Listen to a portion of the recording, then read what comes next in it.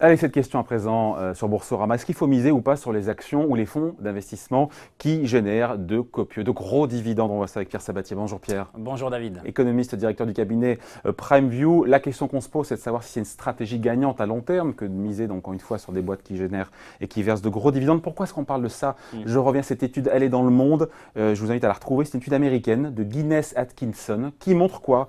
Qui montre que 100 $ en 1940, ça remonte un peu, mais quand même, c'est bien d'avoir un peu une vision de long terme. 100 $ en 1940, placés sur l'indice Standard & Poor's 500, sont devenus, ces 100 $, 12 000 $ en 2010 et 174 000 $ quand on a réinvesti les dividendes, une performance de 1740%. Quand les dividendes sont réinvestis, il y a deux choses. Il y a l'idée que c'est important, les dividendes, de ne pas les consommer, mais de les réinvestir. On voit l'écart de performance qui est... Oui, que colossal. Mais forcément, vous rajoutez les 2-3% à chaque fois, chaque année. Et d'autant plus si on a, c'est le sujet du jour aussi, des boîtes qui versent de forts dividendes. Qu'est-ce que ça vous inspire, cette étude? Est-ce que... Comment dire il faut savoir ce qu'on achète. Quand vous parlez de bonne ou mauvaise stratégie, en fait, pourquoi en ce moment les gens parlent de stratégie de rendement? Vous savez, quand une boîte verse beaucoup de dividendes, ça veut dire que le rendement lorsque vous achetez une action est élevé. En moyenne, en Europe, on tourne autour de 3% sur longue période. C'est-à-dire que les entreprises, ce que versent comme dividendes les entreprises représente à peu près 3% du prix de l'action. En 2016, 3,5% pour être précis sur le CAC 40. Quand on compare à 0,8% sur les taux à 10 ans français, les taux, voilà, vous avez tout dit. Waouh, c'est... Vous avez tout dit, mais attention à ne pas en fait comparer les choux et les carottes. À savoir que la réalité, c'est pourquoi on parle de ces stratégies de rendement et on en parle de plus en plus au cours des 2, 3, 4 dernières années. Tout simplement parce que, naturellement, quel actif vous donne du rendement? Quand vous allez chercher des stratégies de rendement, du dividende, c'est quoi? Ça veut dire que chaque année, vous allez toucher quelque chose. Qu'est-ce qui, normalement, en fait, joue ce rôle-là sur les marchés financiers? Les obligations. En réalité, normalement, lorsque vous voulez une stratégie de rendement, vous n'achetez pas des actions, vous achetez des obligations. Parce qu'une obligation, elle est très claire. Vous savez ce que vous mettez et vous savez ce que vous allez verser, ce que vous allez toucher en fait chaque année. Et au bout du compte, voilà. Et ce qu'on vous rendra. Donc la réalité, c'est que la pure stratégie de rendement, ce n'est pas une stratégie qui mise sur les actions. Et je vais vous expliquer pourquoi juste après, mais avant tout une stratégie qui mise sur les obligations. Sauf que maintenant, les taux d'intérêt sont tellement bas en termes obligataires que les gens essayent de trouver des substituts. Mais n'oublions pas qu'une vraie stratégie de rendement, normalement, elle investit d'abord dans des obligations parce que vous savez ce que vous mettez et vous savez ce que vous allez toucher. Il y a toujours eu les valeurs de croissance d'un côté où on joue sur la plus-value en capital et les valeurs de rendement qui sont avec des boîtes plus mûres, plus matures, qui versent... Encore une fois, 47 milliards d'euros de dividendes versés pour les actionnaires du CAC 40 d'ici les prochains mois ou même plutôt les prochaines semaines, puisque ce sera en juillet. C'est plus que le record de 2007, 43 milliards d'euros. Voilà, et encore une fois, les valeurs qui crachent, entre guillemets, du rendement, elles sont vues comme plus rassurantes. Tous les ans, on a... Oui, sauf qu'il faut faire attention. Moyenne, on peut aller vers 6 ou 10%. À savoir que ces chiffres-là dépendent de deux choses. Un, déjà, n'oubliez pas que les dividendes, ce n'est pas écrit dans un contrat. Le niveau de dividende qui sera versé, il dépend de quoi? Eh bien, il dépend en fait de la croissance bénéficiaire, en fait, des profits réalisés par les boîtes. Et les profits réalisés par les boîtes, ils dépendent de quoi? Des taux de croissance. Et voilà, nous avons payé pour voir. Les taux de croissance, ils ne sont pas stables dans le temps. Lorsque vous avez mais il y a des boîtes qui ont des bons historiques et qui versent avec régularité. Alors, je ne vais pas vous rappeler que les performances passées, en fait, n'augurent pas en fait des performances futures. Et c'est aussi vrai pour une boîte. C'est-à-dire, ce n'est pas parce que vous avez construit une stratégie entrepreneuriale qui a été couronnée de succès. Là, prenons des boîtes qui ont parfaitement surfé sur l'émergence de la Chine, par exemple, une classe d'hyper riches en Chine. Eh bien, si demain, cette classe d'hyper riches continue d'émerger, eh bien, ces boîtes-là continueront en fait d'avoir des croissances bénéficiaires fortes et donc des distributions de dividendes fortes. Mais si il se passe quelque chose en Chine, voilà, vous n'êtes pas étranger avec le fait que ce pays-là a accumulé un stock de dettes absolument monstrueux, qui fait que demain, on a moins d'émergence de cette classe d'hyper riches, toutes les boîtes qui auront construit leur succès au cours des 15 dernières années sur cette stratégie-là, peut-être n'y arriveront plus. Et quand on dit peut-être n'y arriveront plus, ça veut dire quoi? Ça veut dire moins de profit, moins de dividendes. C'est mécanique. Et à partir de là, c'est pour ça qu'il faut faire attention. Lorsque aujourd'hui vous percevez une boîte qui verse beaucoup de dividendes, donc qui est une valeur de rendement ou à fort rendement, eh bien il n'y a aucune assurance pour qu'elle reste dans le temps. Deuxième chose quand même, aujourd'hui, qu'est-ce qui tire les marchés actions vers le haut? Depuis maintenant pas mal de temps. les valeurs, les GAFA. Voilà, les valeurs technologiques dans leur ensemble. Et qu'est-ce que sont, alors quelle est la caractéristique des valeurs technologiques?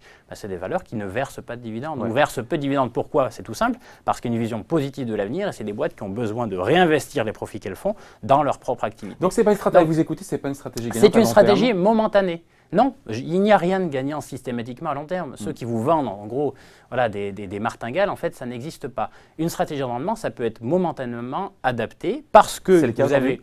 Aujourd'hui, il y a une amélioration conjoncturelle, vous avez des profits qui sont très élevés, des taux de marge qui sont élevés, il est probable que les boîtes puissent continuer à verser des dividendes. Donc ça peut être une stratégie gagnante tout de suite.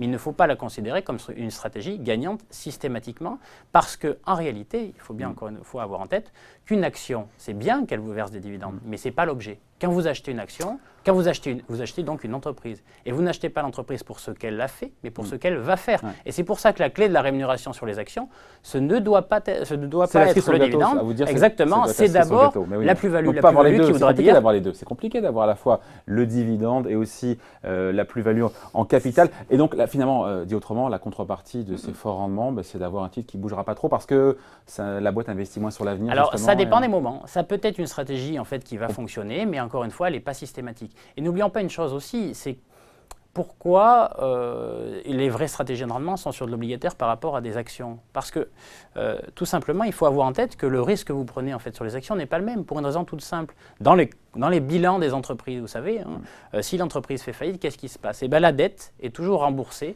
avant le capital. Quand vous achetez une action, vous achetez le capital. Quand vous achetez une obligation, vous achetez de la dette. Donc concrètement, il faut bien avoir en tête que les actifs sont différents et que les stratégies de rendement sur les actions, ça peut être momentanément adapté, mais ce n'est pas systématiquement adapté parce que tous les dividendes que vous aurez touchés, là, vous prenez sur longue période, on prend 1940 déjà, c'est extrêmement long, avec des périodes d'hyperinflation puis de désinflation. Enfin voilà, le monde a un petit peu changé quand même durant cette période-là. Mais si on avait on avait constaté à peu près le même rendement en mars 2009, il est peu probable que ça soit ou ça fasse autant rêver. En sachant qu'en plus, autre chose quand même, méfiez-vous des chiffres sur très très longue période, parce que quand vous dites le S&P 500 ou avoir investi dans le S&P 500 en 1940, 100 euros ou 100 $ en fait en 1940. Attention au biais du survivant. Aujourd'hui, dans le S&P 500, il y a 500 valeurs qui existent. Eh bien, dans la composition de ce c'était pas les mêmes. Et malheureusement, quand vous avez acheté plein de boîtes, s'il y en a une qui fait faillite, eh bien, malgré le bon dividende qu'elle pouvait vous verser auparavant, vous auriez en fait perdu en fait beaucoup à travers la moins-value réalisée. Donc, à vous écouter, le momentum en tout cas est bon aujourd'hui pour investir. Alors, avec peut-être l'idée aussi que ces valeurs-là sont moins volatiles, parce qu'il y a le couple rendement-risque aussi. Attendez. Alors, encore une fois, ça dépend. Le secteur des services aux collectivités, par exemple. Les utilities, c'est un secteur qui, historiquement, verse beaucoup de dividendes. Est-ce qu'il a été bien traité en fait en bourse au cours des années précédentes? Ça, c'est hyper intéressant. J'allais y venir. Pourquoi? D'ailleurs, EDF. Pourtant, on ne s'est pas appelé avant. Non, hein? On ne s'est pas appelé avant. Et en plus, c'est ça, c'est pas téléphoné.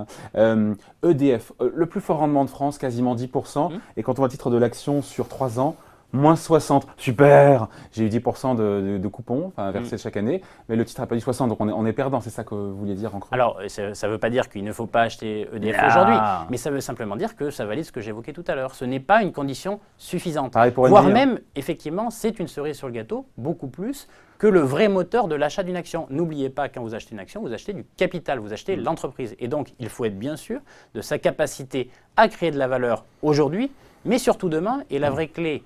Qu'est-ce qui fait que les stratégies de rendement, à un moment donné, vont être moins efficaces ou plus efficaces? Elles viennent vraiment en fait, d'un changement conjoncturel fort. Une entreprise peut être tout à fait capable de créer de la richesse dans un environnement à périmètre constant, mais lorsque vous avez un retournement conjoncturel, celle qui est très bonne peut devenir très mauvaise parce qu'elle n'est pas en capacité de s'adapter. Et donc ça, c'est pas via le dividende, c'est pas le dividende qu'il faut aller chercher qui va vous le dire, c'est essentiellement le cours de l'action. Celle qui ne saura plus faire pouvait être très bien valorisée à un moment donné et va s'effondrer demain parce qu'elle n'aura pas su prendre ce chemin-là. Donc si vous voulez véritablement du rendement, il faut d'abord aller vers de l'obligataire. Même si ça rapporte moins. Alors, c'est vrai. En même temps, on a vu les valeurs énergétiques qui, pour le coup, ont dévissé. Donc, on a largement perdu sur le titre ce qu'on a gagné en dividende. Mais quand on prend l'exemple, et on finira là-dessus, des foncières cotées, là, pour le coup, c'est hyper intéressant. On peut avoir Altarea, Mercialys, du 6% de rendement. Et Altarea, le titre, plus 60% sur 3 ans. Banco. Alors, en tout cas, ce qui est sûr, c'est que cette stratégie-là, momentanément, a rapporté gros. La question de fond maintenant, Ça c'est se qu'on est poursuivre. voilà, nous sommes en juin Et 2017 personne ne aujourd'hui. sait, hein. La question de fond, c'est bien sûr que vous ne savez. Enfin, si vous dites personne ne sait, on ne fait rien. Ouais. Et donc, alors quand vous achetez, vous achetez pas d'action, puisque quand vous achetez une action, vous l'achetez pas pour ce qu'elle a fait, mais pour ce qu'elle va faire. Ouais. Donc, si vous n'êtes pas en capacité d'avoir une idée de sa capacité à continuer à créer de la valeur, vous n'achetez pas d'action.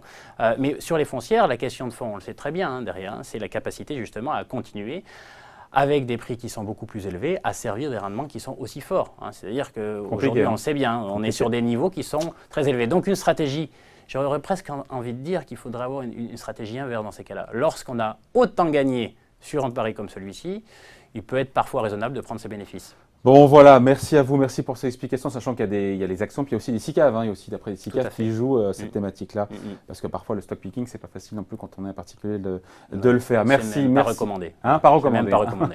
Allez, merci à vous pour ces explications. Pierre Sabatier, économiste Merci, et directeur du cabinet Prime View. Merci beaucoup, bye.